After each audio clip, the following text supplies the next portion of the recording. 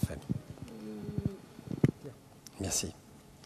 Écoutez, tout d'abord, merci à la Bibliothèque nationale. C'est merveilleux de pouvoir effectivement avoir un auditoire ainsi dans une pièce qui est sympathique, agréable. Et je suis sûr qu'il va y avoir un excellent échange. Merci beaucoup. Je remercie aussi vraiment beaucoup l'Institut de coopération française. Nous connaissons la qualité de la coopération française à l'étranger pour pouvoir avoir déjà bénéficié dans différents pays de la qualité de l'accueil et du côté très professionnel de cet accueil. Et puis alors, j'ai quand même quelques battements de cœur à parler devant vous qui êtes là. Vous m'avez apporté, M. Menida, cette photo qui date de 1962. 62 quand même. Alors, 62, c'est déjà suffisant. 45 années, effectivement, nous étions assis ou debout, les uns à côté des autres, et nous étions ensemble, externes, en chirurgie. C'était notre première année d'externat. C'est quand même un très, très grand souvenir. Et avec Eddie, comme tu l'as dit, ça fait quand même 37 ans. Donc, c'est dire que, finalement, je me sens extraordinairement coupable de ne pas être venu plus souvent. Parce que c'est vrai que, bon, voilà, on fait un retour sur soi et je suis heureux d'être avec vous ce soir. Merci Edith de tes paroles. Tu sais très bien qu'effectivement, je me couvre la tête de cendre quand je t'écoute, mais voilà, je suis heureux de tout ce que tu as dit.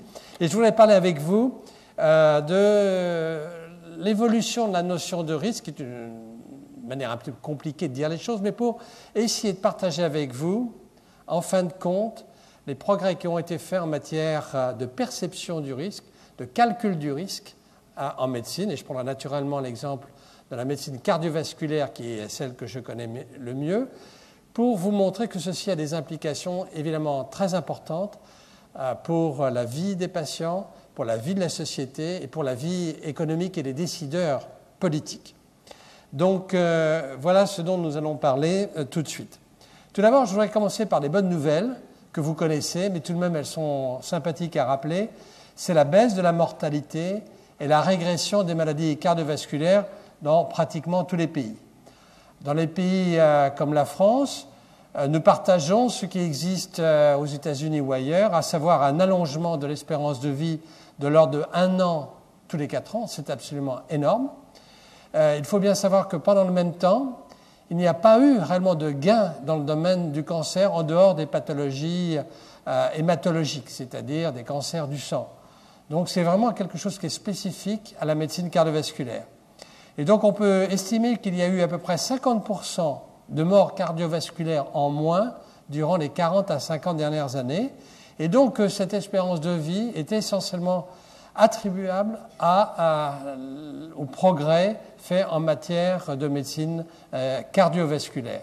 Néanmoins, en France, nous avons toujours 172 000 décès de maladies coronariennes, essentiellement des infarctus du myocarde et d'autres pathologies, bien sûr.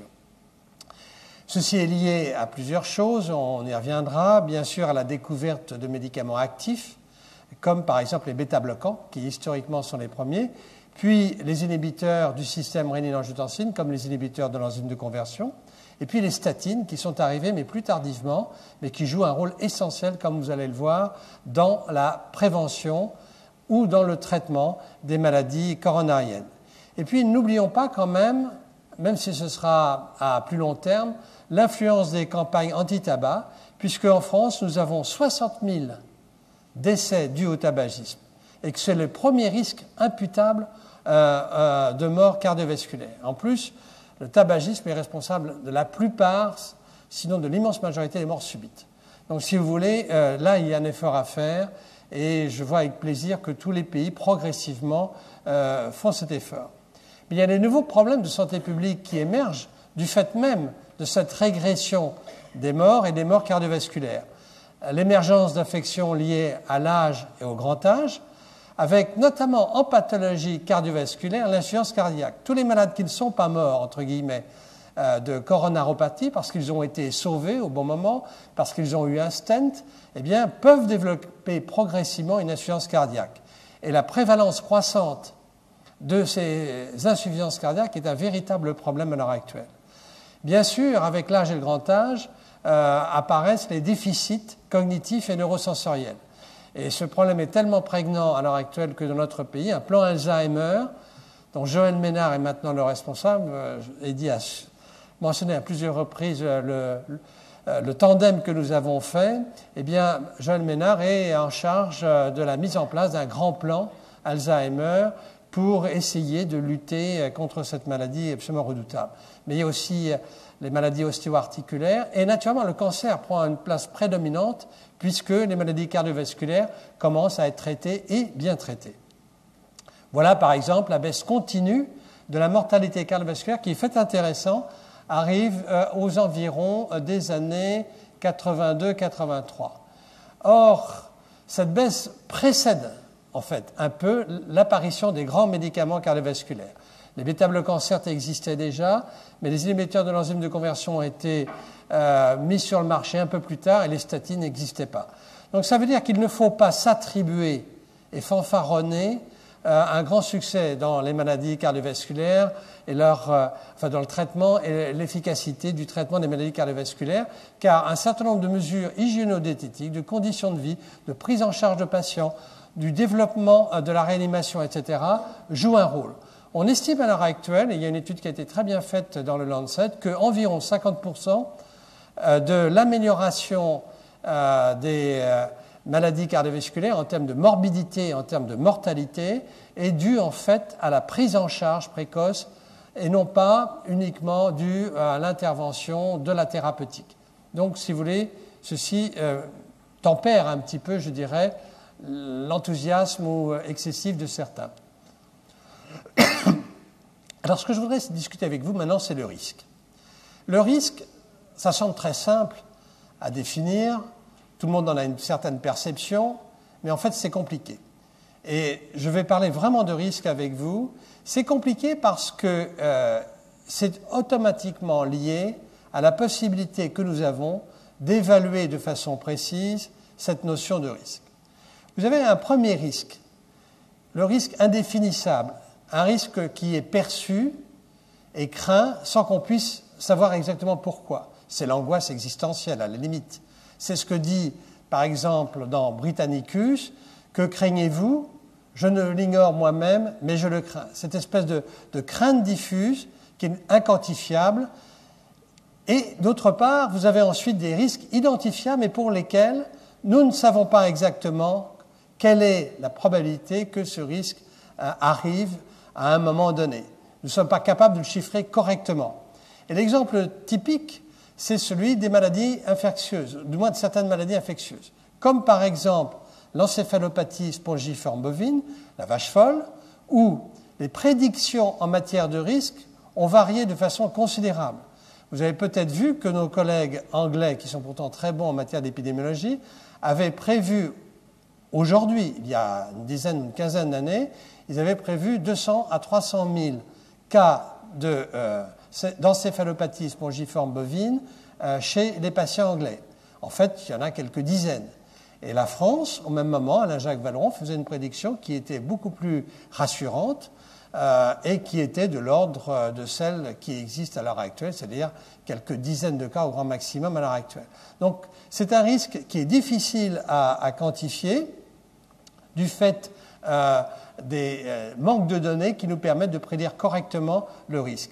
Néanmoins, ce type de risque implique une mesure qui est le principe de précaution.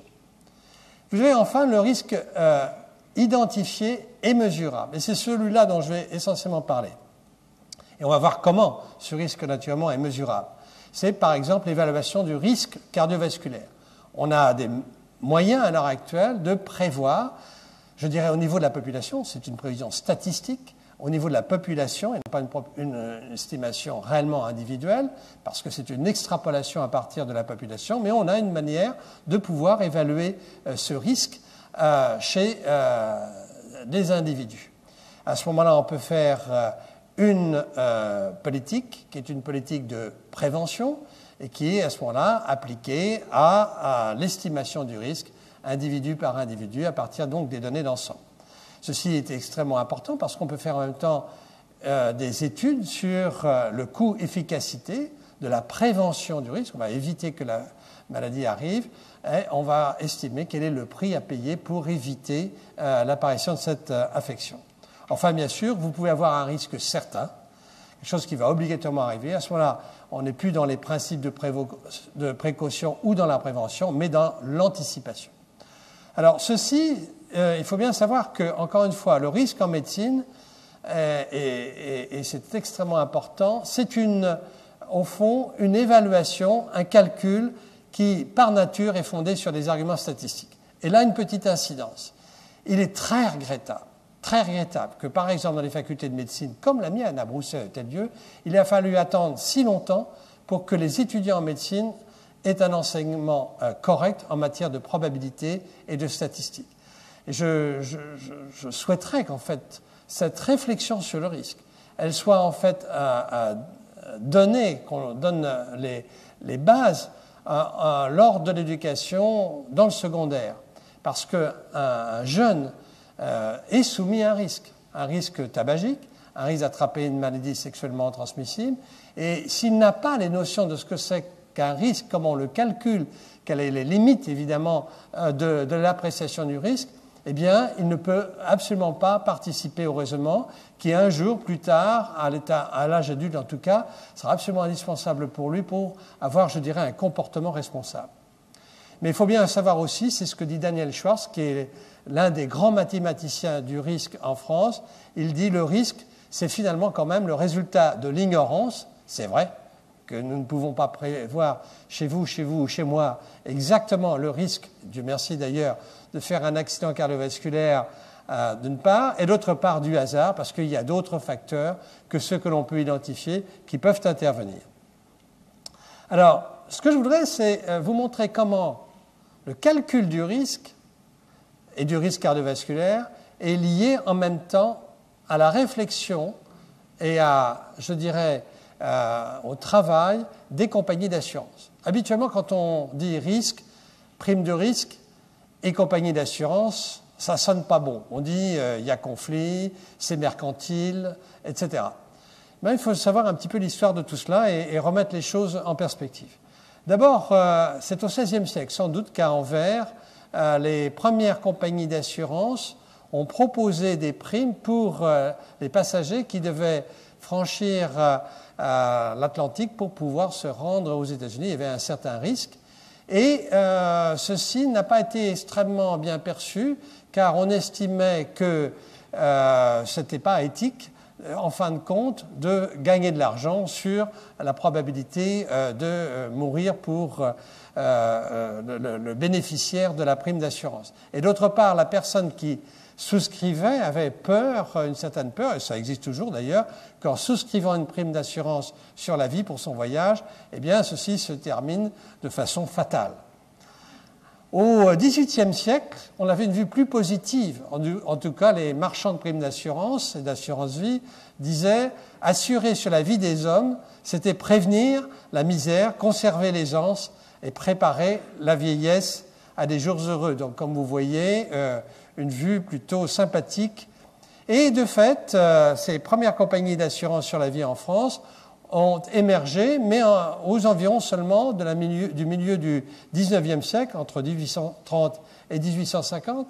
Et là, ce qui est intéressant de voir, c'est la disparité entre les pays, puisque en France, nous avions un assuré pour 350 habitants, et il y avait 10 fois plus d'assurés aux États-Unis. Donc, vous voyez une perception anglo-saxonne du risque qui était beaucoup plus froide, peut-être plus mercantile, mais en même temps, il est intéressant de voir que ces compagnies d'assurance américaines ont fait progresser, vous allez voir comment, le calcul du risque. Ce calcul du risque était en effet établi au départ sur des primes. Il fallait bien savoir comment établir la prime, qui elle-même était établie en fonction d'un certain nombre de critères simples, comme l'âge, le sexe. On avait repéré que les hommes mouraient, et c'est toujours vrai, plus tôt que les hommes. On avait repéré un certain nombre de critères de cet ordre-là. Et afin d'affiner le calcul de la prime, il a fallu commencer à établir des tables de mortalité, ou qu'on appelait aussi d'ailleurs après des tables de vitalité, ce qui donnait quand même un autre aspect à la science des compagnies d'assurance. Et notamment en France, Charles-Alexandre Louis a joué absolument un rôle essentiel dans ce qu'on appelait au départ la science statistique. C'est une sorte de médecine chiffrée. On appelait ça encore le numérisme. Il y a eu plusieurs mots qui montrent bien qu'en France, à la fin du XIXe siècle, il y a eu réellement toute une réflexion pour essayer de mettre en équation, en quelque sorte, l'espérance de vie des gens. Et donc, on est passé progressivement des tables de mortalité ou de vitalité, comme vous le souhaitez, à la prédiction du risque individuel. On a essayé de resserrer, en quelque sorte, la fourchette pour pouvoir être précis et calculer, ajuster tout cela en fonction d'un individu donné. Et en même temps apparaissaient les premiers médecins des compagnies d'assurance dans les années 1820. Parce que les compagnies d'assurance se sont dit, pour pouvoir calculer le risque, il ne s'agit pas simplement de peser les gens, de savoir si c'était un homme, une femme et leur âge. Il faudrait peut-être qu'il y ait une vue médicale, car peut-être était-il possible de prévoir si les gens allaient ou non avoir une espérance de vie plus ou moins prolongée. Et donc, au XVIIIe siècle, on peut dire qu'il y a, au fond, deux grandes tendances. Il y a d'une part une tendance politique qui est de faire des recherches sur les mécanismes du paupérisme, les mécanismes de la pauvreté, d'une part, et d'autre part, les compagnies d'assurance qui, sur le plan plus individuel, se sont attachées à cette notion de risque pour, encore une fois, établir leurs primes. Pour essayer d'aller plus loin dans la prédiction des risques, les médecins des compagnies d'assurance se sont vite rendus compte que, en dehors des critères classiques qu'ils pouvaient établir, il fallait rechercher éventuellement des maladies obscures, c'est-à-dire quelque chose qui n'était pas apparent, mais qui pouvait donner naissance plus tard à une vie raccourcie ou à un accident quelconque. Et donc cette recherche des maladies obscures apparaît pour la première fois dans un congrès des médecins d'assurance en 1899. Ceci afin de faciliter un diagnostic prévisionnel. Et donc les médecins de l'époque ont commencé à établir des questionnaires de santé chez des sujets apparemment simples. Un examen détaillé, ce qui n'avait jamais été fait, puisque le médecin c'est fait pour s'occuper des malades. C'est naturellement ce pour quoi on est payé. C'est même ce que nous disaient les sciences publiques quand il y a 10 ans ou 20 ans. On leur demandait de pouvoir explorer des sujets sains et de nous aider à le faire. Attention, vous êtes des gens qui vous occupez des malades et pas des autres, comme s'il y avait, vous le verrez tout à l'heure, une distinction entre les uns et les autres. Des analyses chimiques des urines, évidemment très limitées à l'époque, mais commençaient à apparaître. Et finalement ainsi, la prime commençait à être un peu plus affinée. Outre ce que je vous ai dit sur des critères comme l'âge et le sexe, sont tenus en compte les antécédents, la profession, des risques de travailler ou d'habiter dans des pays entre guillemets tropicaux, et c'est important parce qu'on avait à ce moment-là entre guillemets nos colonies. Le risque infectieux de choléra était pris en compte en fonction de la zone géographique où on habitait, et la notion de risque vasculaire apparaît pour la première fois au milieu du XIXe siècle, même si on ne savait pas encore très bien le quantifier. Donc finalement, il y a une épidémiologie, littéralement, de sources privées et non pas publiques. Ça a été réellement les compagnies d'assurance qui ont lancé cela, qui a été guidée par l'intérêt financier des banquiers. Et il n'y a rien de tel que l'intérêt financier des banquiers pour avoir des bons médecins et essayer de faire des bonnes prévisions pour calculer les bonnes primes à leurs patients.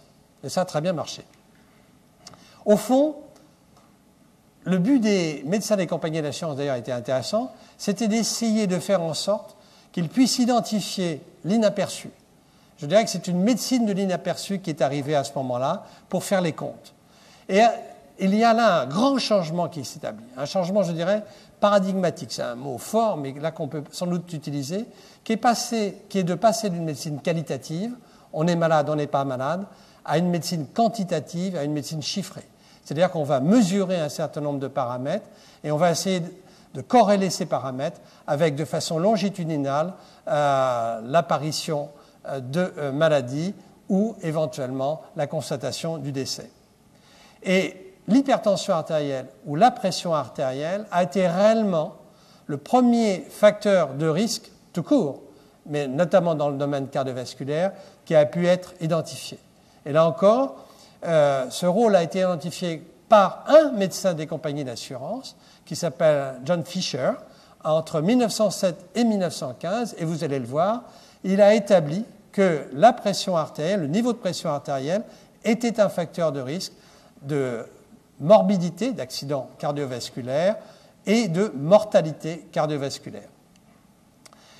Ceci est le fait des médecins d'assurance, mais les médecins traditionnels, non médecins d'assurance, les médecins comme nous le sommes la plupart ici dans cette salle, j'imagine, pour ceux qui sont médecins, eh bien, ignoraient, alors là, complètement, et même brocardaient, en fin de compte, cette médecine statistique. Et le congrès des médecins d'assurance rapporte que les médecins d'assurance disent que si certains statisticiens ignorent la médecine, ce qui est sans doute regrettable, il est encore plus vrai que les médecins ignorent la statistique. J'espère que ce n'est plus vrai que les médecins ignorent la statistique. J'en doute. Mais enfin, voilà déjà ce qui avait été pointé en 1939. Alors, évidemment, il y avait une vue un petit peu, je dirais, folklorique du risque cardiovasculaire au début du siècle. Du siècle précédent, voilà quelques cartes postales où vous voyez que le vin, l'amour, le tabac, les petits péchés mignons égale risque cardiovasculaire. On va essayer de disséquer tout ça. Je ne vous parlerai pas de l'amour, mais en tout cas, du vin et du tabac, on pourra en parler. Et vous voyez ici, sur cette carte postale, que le spectre de l'athérosclérose est en train de poursuivre un malheureux patient en bonne nuit, et le médecin doctement explique que l'athérosclérose est effectivement quelque chose qu'il faut combattre. Ceci naissait quand même au début du XXe siècle. Et vous voyez aussi qu'on s'appuyait à ce moment-là sur en fait une médecine où existaient des symptômes. Vous voyez ici sur une publicité pour des médicaments contre l'hypertension artérielle, on montre un patient, réellement un patient qui souffre, avec les maux de tête, la pesanteur gastrique, etc. C'était ça le malade qui était considéré. Et donc, tout le point de cette médecine du risque, c'est de passer de la médecine bruyante au risque sournois des maladies obscures. C'est ce que deux de mes prédécesseurs ont dit, finalement, au Collège de France. Michel Foucault disait finalement, on avait une grammaire des signes, très joli terme pour parler des symptômes, ça c'était Michel Foucault, et René Le Riche, qui était chirurgien dans cette chaire de médecine expérimentale, parlait aussi du silence des organes, c'est-à-dire qu'on peut souffrir du cœur sans avoir jamais souffert de la pression artérielle élevée, et encore moins souffrir d'une hypercholestérolémie. Quel est le malade qui vous dit « je souffre de mon hypercholestérolémie » Ça n'existe pas.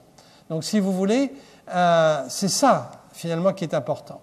Ceci a été réalisé grâce au développement des méthodes de mesure de paramètres hémodynamiques. Évidemment, la notion de risque lié à l'hypertension, il fallait d'abord mesurer la pression artérielle, ce qui a été fait à la fin du siècle, à la fin du 19e siècle, au début du 20e siècle. Et puis, il a fallu avoir aussi d'autres critères, des critères biochimiques notamment, pour pouvoir apprécier le risque.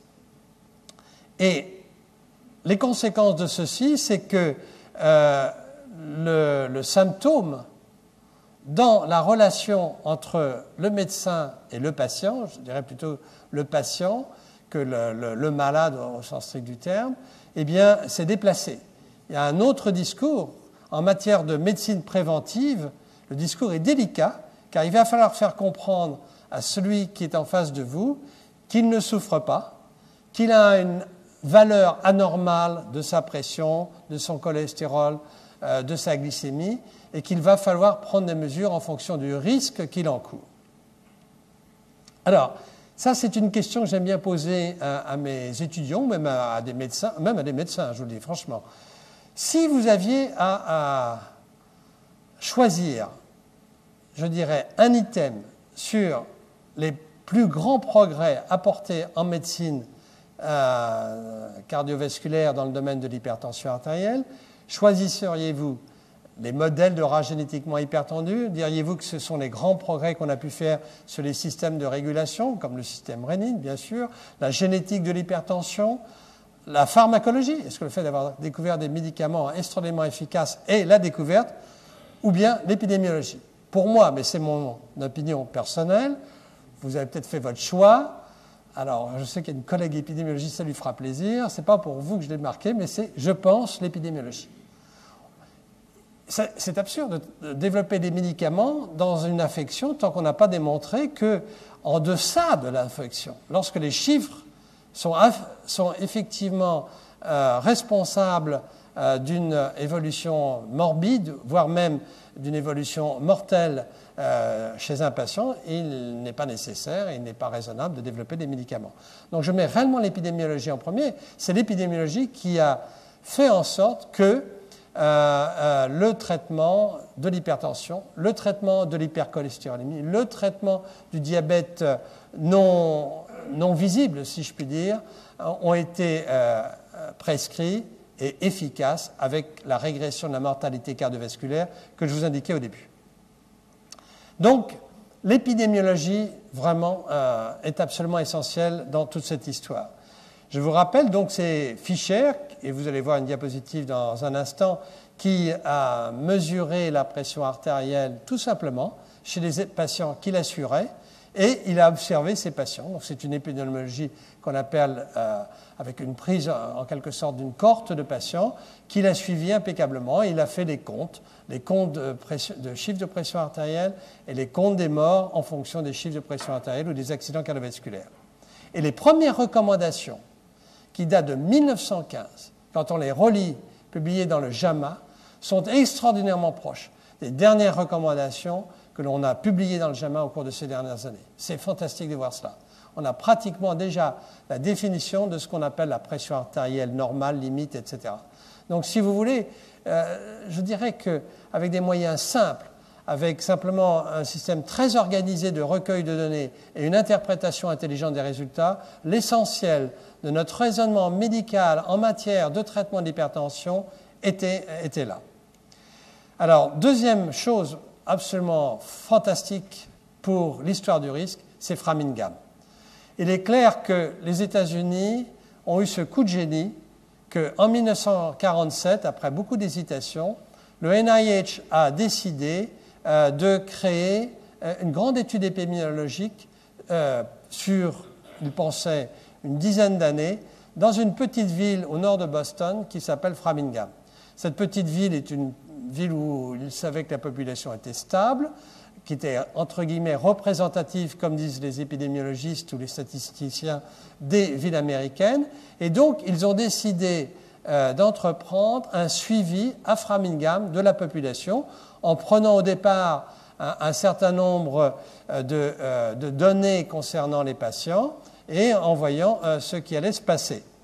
Et ce qui est intéressant, c'est qu'ils ont commencé avec 5200 patients, qu'à l'heure actuelle, nous sommes à la 3e génération, car naturellement, Dieu merci, on n'a pas arrêté l'étude, que les premières mesures qui ont été réalisées se sont enrichies d'autres mesures au fur et du temps. Bien entendu, il y a eu d'autres possibilités de mesurer le cholestérol et ses différentes fractions, et que l'étude a une valeur sans égale. Plus personne ne peut rattraper Framingham par définition. Et donc, à l'heure actuelle, ceci est extrêmement important à considérer, beaucoup du raisonnement médical dans le traitement du risque cardiovasculaire, du risque tabagique, est fondé sur cette petite ville de Framingham.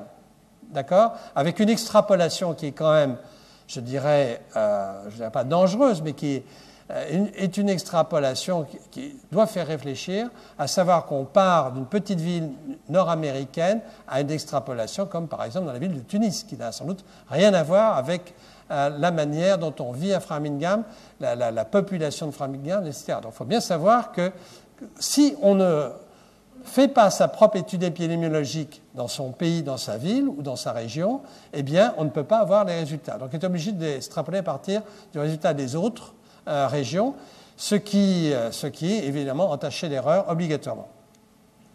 Je dirais qu'à l'heure actuelle, on possède dans le domaine notamment de l'hypertension, car c'est là où les résultats ont été accumulés les premiers, réellement d'une grande expérience. Je vous montrerai tout à l'heure une méta-analyse de 61 études observationnelles. Ça représente quand même 2 millions de patients. Donc là, il n'y a plus rien à dire. Vous allez voir que cette étude est extrêmement importante pour montrer une deuxième notion que j'introduirai, qui est le risque continu d'un facteur comme la pression artérielle. Alors voilà par exemple l'étude donc de la Mutual Life Insurance Company par Ian Fisher, où vous voyez indiqué entre 1907, 1910 et jusqu'à 1915 la mortalité qui est indiquée ici, qui est multipliée par un facteur de 3 suivant les niveaux de pression artérielle. Et c'est sur ces tables-là que Ian Fisher a décidé qu'au-delà de 14,9, 140-90 mm de mercure, il y avait risque. Au-delà de 160-95 mm de mercure, que c'était vraiment à haut risque, et c'est d'ailleurs cette définition qui a été pendant longtemps utilisée pour le traitement de l'hypertension. Aujourd'hui, c'est un peu plus complexe, mais voilà d'où est née, si vous voulez, cette notion de risque fondée sur l'hypertension artérielle. Donc, 3 facteurs de risque ont été découverts grâce à Framingham. À vrai dire, la pression artérielle était déjà connue comme un facteur de risque avant Framingham, puisque je viens de vous le montrer, grâce à Ian Fisher. Néanmoins, l'hypercholestérolémie a été découverte grâce aux études de Framingham comme un facteur de risque. Donc, si vous voulez, à l'heure actuelle, tout le monde sait, je l'espère, quel est son niveau de cholestérol. En tout cas, dans cette salle, peut-être qu'un enfant de 20 ans, enfin un jeune de 20 ans ou pas, mais à notre âge, et surtout à mon âge, il est mieux de savoir son niveau de cholestérol. Et puis, le tabagisme. Alors, le tabagisme, c'est intéressant parce qu'il y a eu des résistances terribles à admettre que le tabagisme pouvait être un facteur de risque cardiovasculaire. Les médecins anglais ont combattu cette idée pendant longtemps. Ils ont été d'accord pour dire que le tabagisme était un facteur cancérigène pour le poumon. Et puis, il y a eu un long débat pour savoir si oui ou non le tabagisme pouvait être un facteur de risque vasculaire. Et de fait, Framingham a apporté sa pierre de façon indiscutable pour dire que le tabagisme, oui, était un facteur de risque. Alors, avec cela, grâce à Framingham, on a eu aussi, est apparu rapidement, la notion que plusieurs risques accumulés pouvaient naturellement être préjudiciables quant à l'espérance de vie ou quant à la possibilité de développer une affection cardiovasculaire non mortelle. Cette notion de pluralité des facteurs de risque dans la détermination d'un événement ultérieur est quelque chose qui n'avait pas été réellement quantifié antérieurement. En plus, Framingham a montré que les risques ne s'additionnent pas, mais plutôt se multiplient. Donc il y a une potentialisation. Là aussi, c'est quelque chose qui était contre-intuitif à la limite et qui a été montré par les différentes études de Framingham. Et donc là aussi, on est passé à un autre changement paradigmatique qui était très important, qui est qu'on passait d'une maladie, je dirais, monofactorielle, la conception pasteurienne de la maladie, un germe, une infection, une maladie, à une conception plus complexe, plusieurs facteurs, avec donc la possibilité de développement d'une infection qui va dépendre de plusieurs facteurs de risque, c'est-à-dire ce qu'on appelle les maladies plurifactorielles. L'épidémiologie d'observation que je vous ai indiquée, celle qui est une épidémiologie qui est née en fin de compte notamment grâce aux compagnies d'assurance pour la pression artérielle, s'est enrichie d'une épidémiologie qui s'est voulue plus explicative, plus causative au fur et à mesure du temps. C'est-à-dire que les épidémiologistes ne se sont pas contentés simplement de compter les morts ou compter les accidents, mais les épidémiologistes ont cherché à comprendre les causes grâce aux données qu'ils avaient. Donc, si vous voulez, je ne vais pas rentrer dans le détail de cela, mais c'est simplement pour dire que cette épidémiologie explicative est née progressivement, et notamment dans le domaine cardiovasculaire, grâce à Framingham et aux autres études qui ont suivi. Beaucoup d'autres études ont suivi, en effet, avec des études de cohorte, et elles sont très très nombreuses. Et pour toutes, elles ont confirmé au passage les 3 facteurs de risque principaux que je vous ai indiqués. Ces 3 facteurs de risque principaux, donc tabac, cholestérol, hypertension, se sont enrichis de facteurs de risque comme l'obésité et le diabète, et tout le monde le sait très bien à l'heure actuelle, que l'obésité est un fléau, est un risque épidémique, c'est une épidémie, on dit même d'obésité. Et puis, vous avez ici toute une série de facteurs de risque qui sont issus de Framingham, avec par exemple des choses qui peuvent vous faire sourire, ne pas faire la sieste, être chauve, ne pas manger de poisson, vivre en Écosse ou en Finlande, en France vivre à Lille plutôt qu'à Toulouse, avoir l'anglais pour langue maternelle, tout ça sont des, entre guillemets, facteurs de risque. Alors qu'est-ce que ça veut dire? Est-ce qu'on est inondé de facteurs de risque? Est-ce qu'on va, parce qu'on est chauve, est-ce qu'on va effectivement avoir une malchance de terminer sa vie de façon misérable? Être ronfleur, être pauvre dans un pays riche, enfin bref, vous voyez tout ce qu'il y a. Il faut bien distinguer deux choses. La première chose, c'est ce qu'on appelle les facteurs de risque indépendants, qui sont des facteurs de risque qui, par eux-mêmes, sans l'addition des autres, sont des facteurs déterminant l'espérance de vie ou le risque de développer une maladie cardiovasculaire non mortelle. Et d'autre part, les facteurs de risque qui dépendent des autres, c'est-à-dire que si vous êtes uniquement chauve et que vous avez 20 ans, vous ne fumez pas, vous n'avez pas de risque. Rien n'est, Dieu merci, vous pouvez vivre jusqu'à 85 ans sans problème. Mais c'est vrai que si vous êtes hypertendu, âgé, un homme, c'est vrai que les hommes sont plus souvent chauves que les femmes, etc., eh bien, à ce moment-là, oui, le fait d'être chauve est statistiquement significatif, ça rajoute un petit quelque chose. Je dis ça parce que c'est très important. Dans, si vous voulez, la grande presse à l'heure actuelle, quelquefois, on voit arriver le café, le tabac, les herbes comme ci, etc. Les gens disent « Ah ben c'est un facteur de risque ». Et donc c'est un facteur de risque en plus. Et comment faire le tri entre ces facteurs de risque? Et comment on va se comporter? Qu'est-ce qu'on va manger, etc. Donc si vous voulez, il faut bien distinguer les grands facteurs de risque dits indépendants, où le fait d'avoir seulement une hypertension, une hypercholestérolémie, fumer, etc., est un risque en soi, des autres qui sont des risques relatifs, n'est-ce pas, associés aux autres. J'espère que c'est très important d'être clair là-dessus. Deuxième notion qui est très importante, c'est la notion de grandeur continue et de risque continu. Vous allez voir qu'on va passer d'un modèle simple à un modèle complexe. Quand on mesure la pression artérielle chez un grand nombre d'individus, comme indiqué ici, vous avez un grand nombre d'individus, et que vous mettez les valeurs de la pression artérielle, mais c'est vrai aussi avec la glycémie ou la cholestérolémie, vous avez une première possibilité qui est d'avoir ce qu'on appelle une distribution bimodale. Vous avez deux bosses.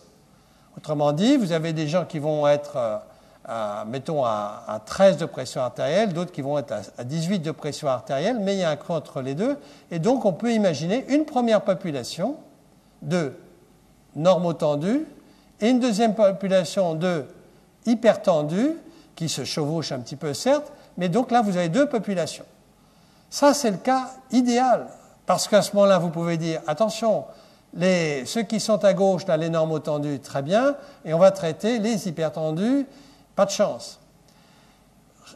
Malheureusement, ce modèle est faux. Il ne faut pas croire que ce soit simplement un modèle pour faire réfléchir. Ce modèle a été proposé par un épidémiologiste anglais qui s'appelle Platt, qui a mesuré la pression artérielle et qui a pensé que la distribution de la pression artérielle était telle que je vous l'indique.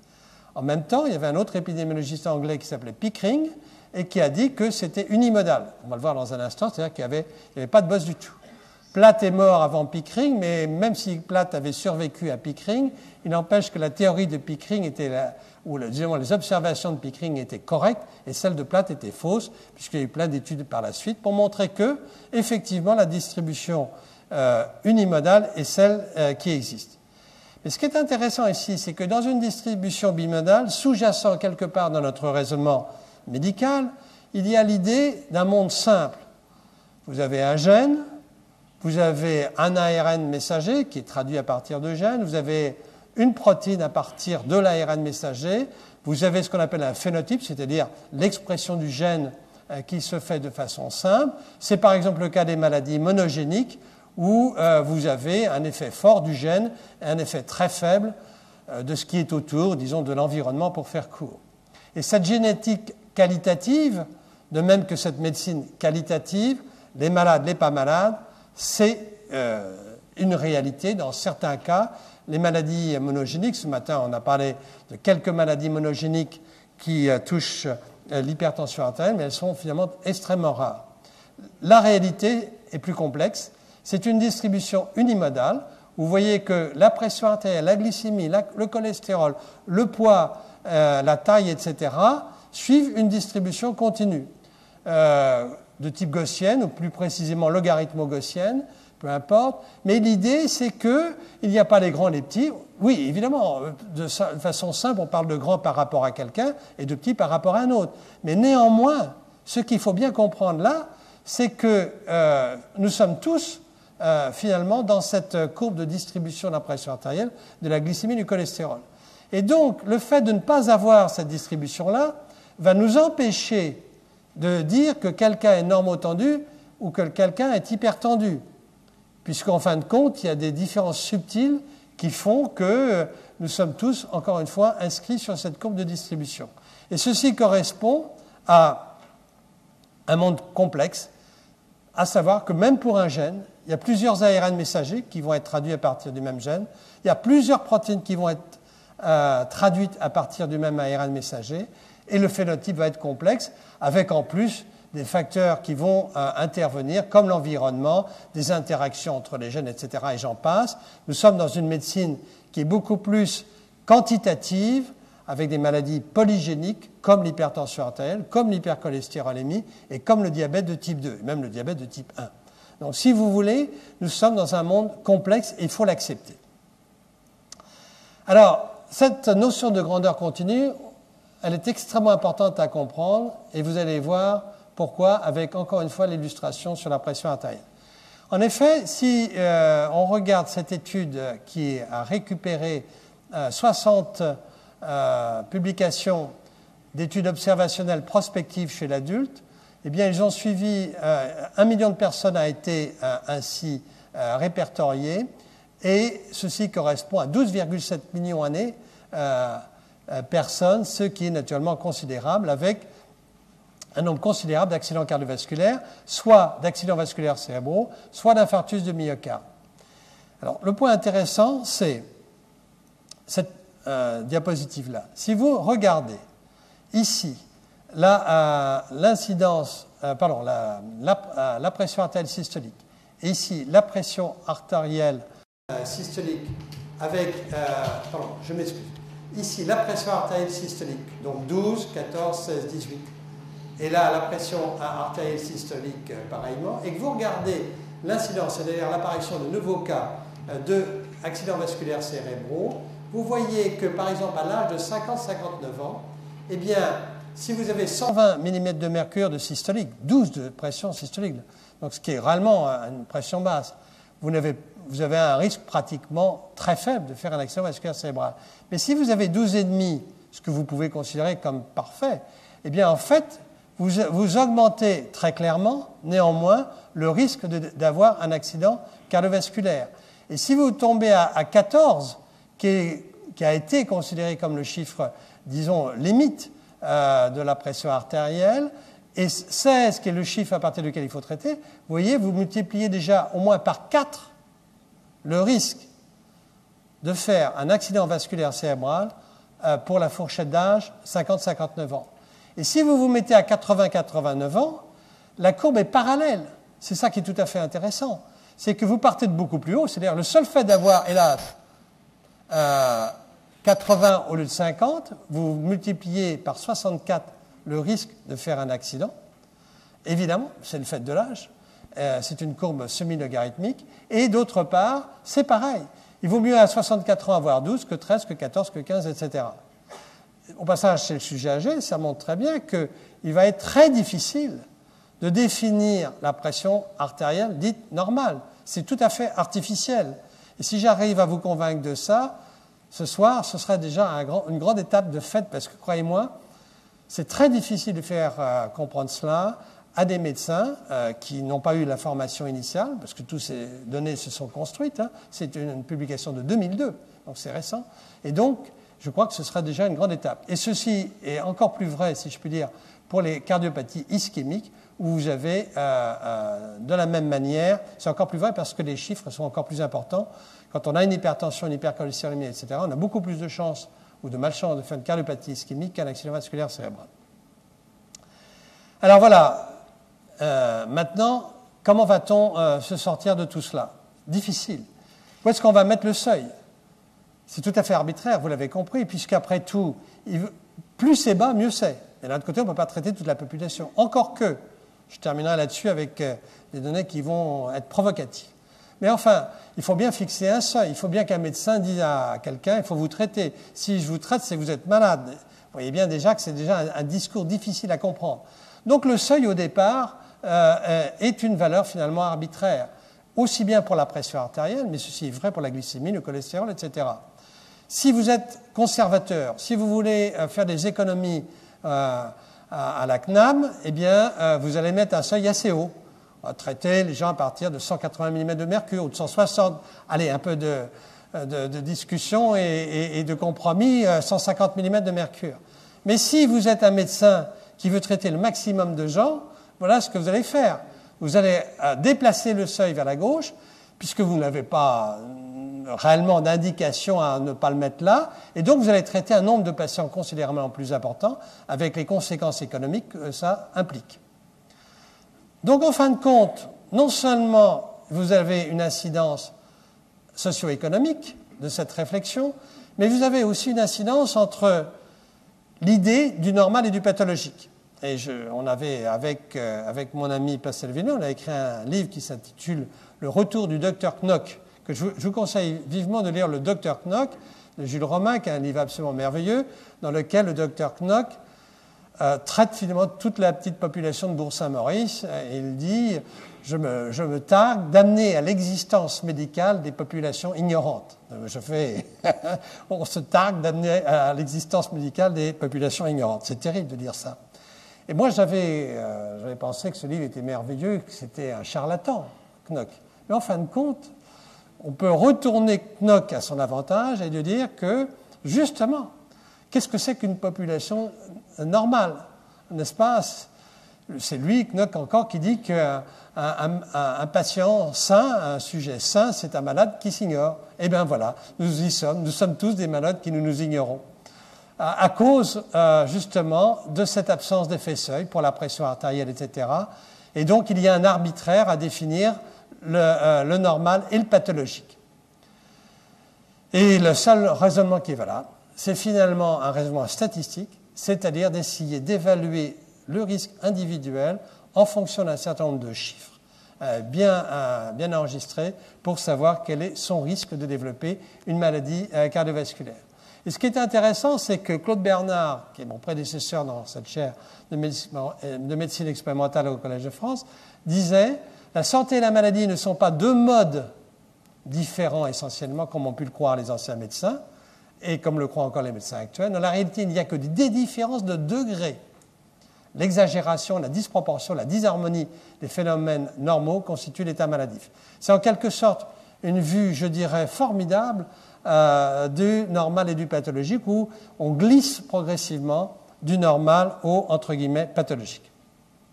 Alors, quelques mots sur le traitement quand même, parce que c'est bien de faire de l'épidémiologie, mais si on n'a pas de moyens de traiter, eh bien, ceci ne sert pas à grand-chose. Alors ici, je vous montre une diapositive qui montre les irrégularités cardiaques et l'hypertension. Ça date de nombreuses années, d'autant que mieux qu'un hypotenseur, le redresseur des fonctions fléchissantes de la quarantaine annonce ce médicament bien. Ceci fait sourire les messieurs qui... voilà.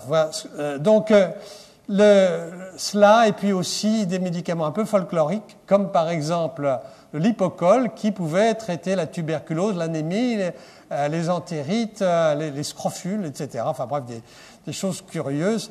Maintenant, nous avons, Dieu merci, des médicaments qui sont remarquablement efficaces et très bien tolérés. Donc ça change complètement la face des choses. Et donc, le traitement du risque cardiovasculaire est une chose qui est à l'heure actuelle possible, mais qui est finalement récente. Comme on a mis assez tardivement en évidence le risque lié à l'hypertension, et que les premiers traitements anti-hypertension, qui sont les diurétiques, ont été découverts dans les années 80, il a fallu attendre l'étude des vétérans en 1970 pour démontrer que l'élévation de la pression artérielle chez les patients qui n'avaient pas fait pour autant de complications cardiovasculaires était effectivement un traitement efficace pour éviter des complications cardiovasculaires. Les statines, dont tout le monde parle aujourd'hui, c'est la preuve de leur efficacité qu'à partir de 1985.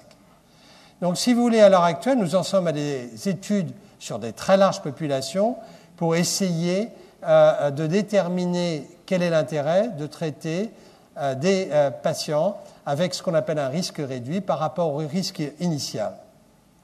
Et en fin de compte, le raisonnement médical actuel, c'est d'essayer de voir l'objectif à atteindre en fonction de chaque patient. C'est-à-dire qu'on va définir le risque aussi bien que possible pour un patient de développer dans les années qui suivent une maladie cardiovasculaire et on va en quelque sorte adapter l'objectif de réduction de risque au patient donné.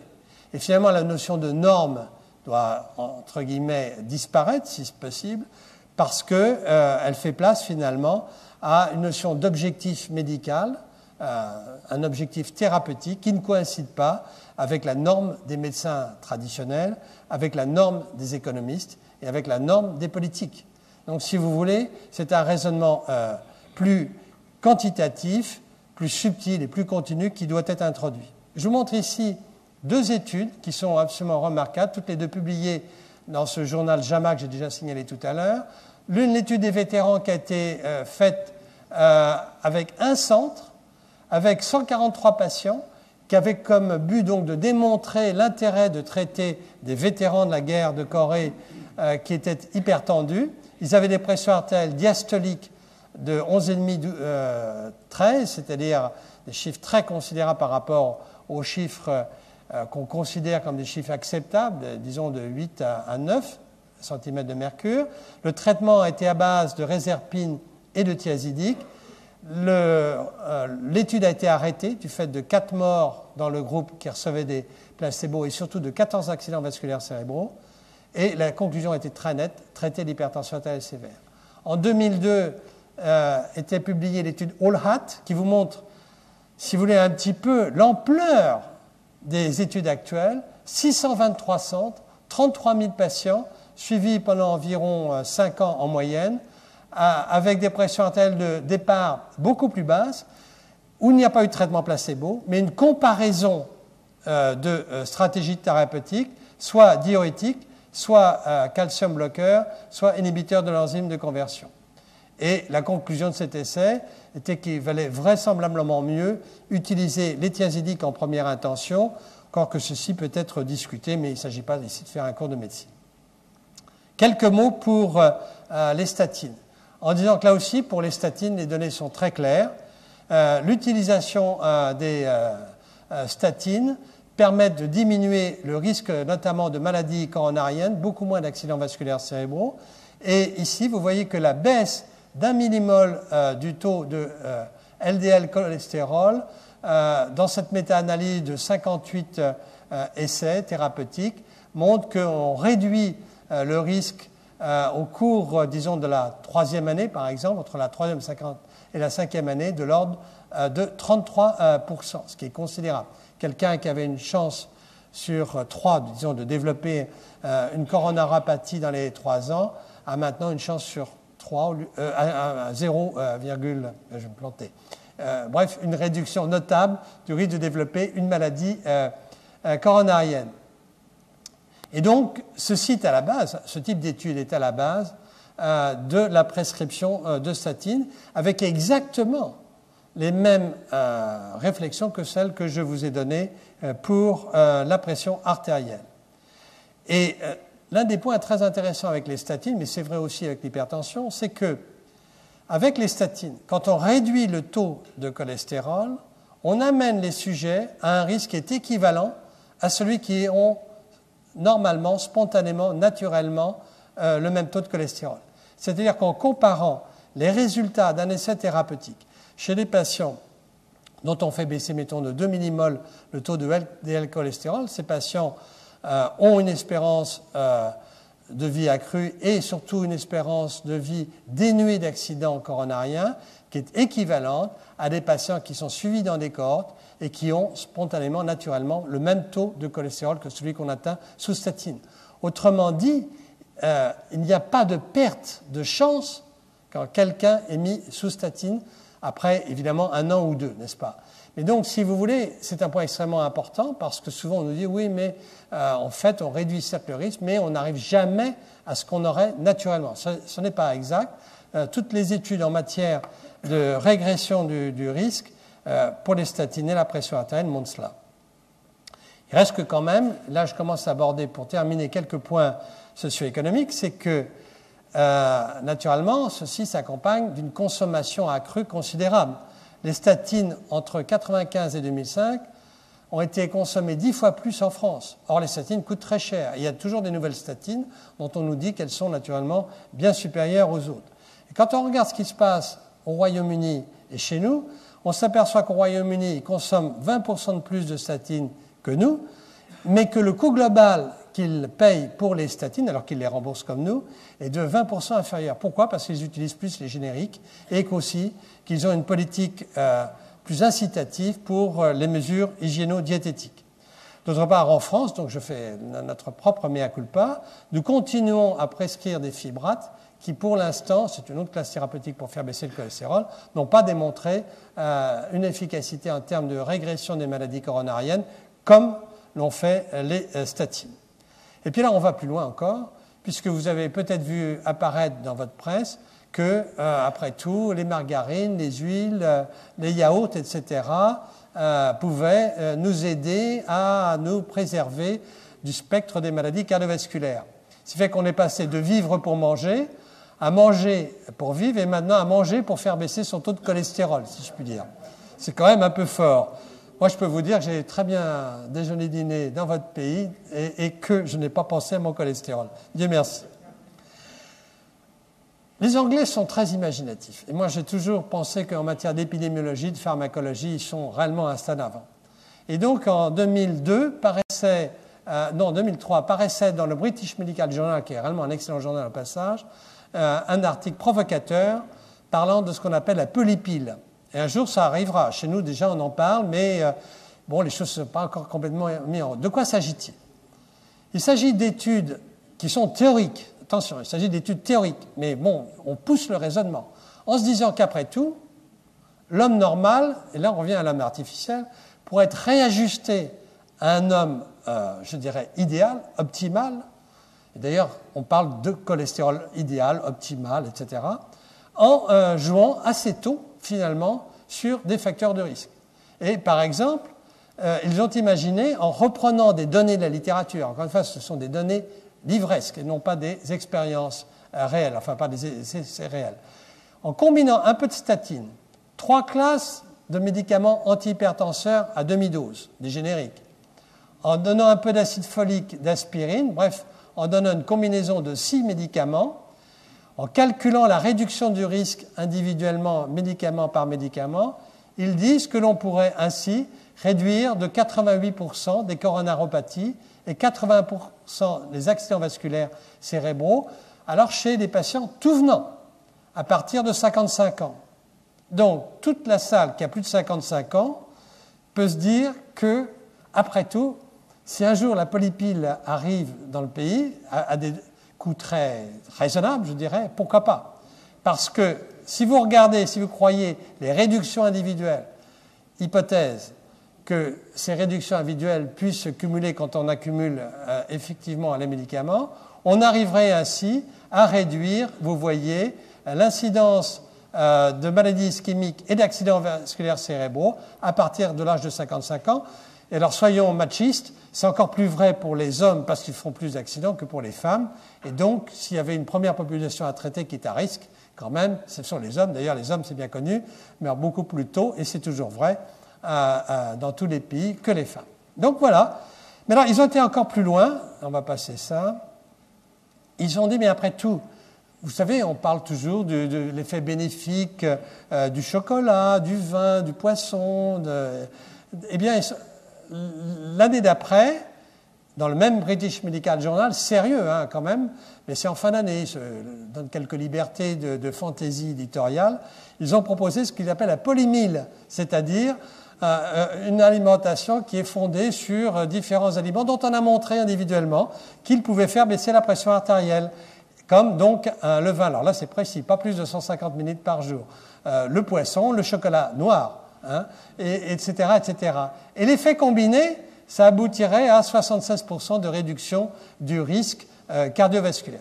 Je vous laisse naturellement l'interprétation finale de ces résultats qui ont quand même comme mérite de remettre en valeur un certain nombre de mesures hygiéno-diététiques qui ne sont peut-être pas aussi absurdes que cela quand elles sont combinées. Alors, quelles sont les questions d'aujourd'hui pour terminer? Je dirais qu'il y a beaucoup de questions, bien entendu, qu'on se pose. Tout d'abord, nous avons besoin de comparer les différentes stratégies de médicaments. C'est très important de savoir si un médicament est équivalent à un autre. Étant donné les marchés considérables que ceci représente dans le domaine de l'hypertension, du diabète, du cholestérol, il y a de nouveaux médicaments qui correspondent à de véritables nouveautés sur des nouvelles possibilités, je dirais, d'interagir. Et donc, il faut les comparer, ce qui est difficile. L'intervention multirisque, c'est-à-dire de faire de véritables essais, on va traiter plusieurs risques en même temps, est absolument nécessaire, très lourde à mener, du fait de la stratification ensuite des malades, mais c'est aussi indispensable. Ce qui est essentiel, et vous l'avez bien compris, c'est de savoir quel est le niveau auquel il faut se placer pour un individu donné en fonction d'un risque donné. Et là où on a fait un gros effort, notamment c'est dans le diabète, où manifestement les valeurs dites entre guillemets normales, vous voyez ce que je veux dire maintenant, de la pression artérielle chez le sujet tout venant, sont décalées vers la gauche, vers des valeurs plus basses pour le sujet diabétique. Autrement dit, 140-90 chez une femme de 35 ans sans autre facteur de risque est acceptable et inacceptable chez la même femme qui aurait un diabète. D'accord ? Évaluation du rapport coût-bénéfice, j'en ai dit un mot, et là chacun doit prendre ses responsabilités. Je dirais qu'il y a une responsabilité de l'expert, du médecin que nous sommes, il y a une responsabilité ensuite des économétreurs, de calculer, c'est compliqué, ce que l'on va gagner en termes de vie épargnée, en termes de durée de travail ainsi sauvée. Tout ceci doit être considéré. Et il y a une décision politique, enfin, de savoir où on met la barre. Et c'est ainsi que, par exemple, en Angleterre, on décide de traiter le risque lié à l'hypercholestérolémie à un certain niveau, mais pas à un autre. C'est-à-dire qu'on a fixé une règle précise pour dire que la sécurité sociale prenait en charge l'hypercholestérolémie, disons, jusqu'à 2,20 g à tel âge, etc., mais que ceux qui veulent se traiter lorsqu'ils ont moins de 2,20 g le font à leurs frais, parce que le risque est trop faible et le coût trop grand.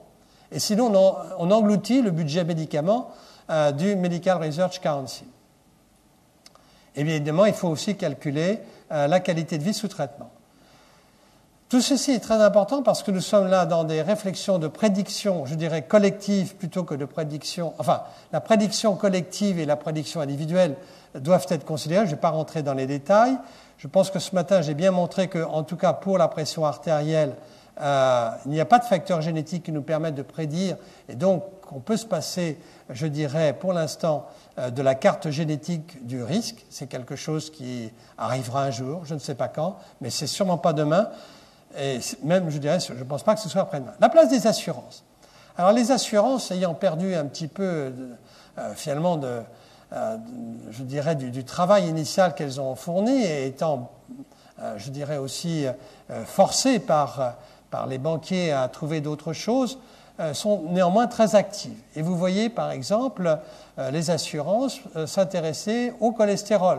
Soyez proactifs pour le cholestérol, disent les assurances. Vous allez le voir dans un instant, avec un syllogisme qui est parfait. Un Français sur 4 a un excès de cholestérol. J'imagine que malheureusement, chez vous, c'est pareil. Les programmes nationaux veulent baisser le cholestérol. Les assurances peuvent vous aider. Comment peuvent-elles le faire ? Elles le font parce qu'elles vous remboursent des yaourts qui font baisser le cholestérol. C'est QFD. Et vous voyez ici que l'Assurance Générale de France, l'AGF et Danone se mettent ensemble pour rembourser des yaourts à leurs assurés, pas aux autres, naturellement. Donc, si vous voulez, cette notion d'alicament est quelque part par derrière. C'est un autre marché qui risque de se développer d'ici quelques temps. Ce qui fait que à l'heure actuelle, il y a des réactions de la part, par exemple, des autorités de santé qui mettent en garde, en quelque sorte, les gens sur les pièges du cholestérol. Peut-être en allant trop loin. En Angleterre encore, on met en vente libre les statines. En France, ça n'est pas possible. Il faut une prescription.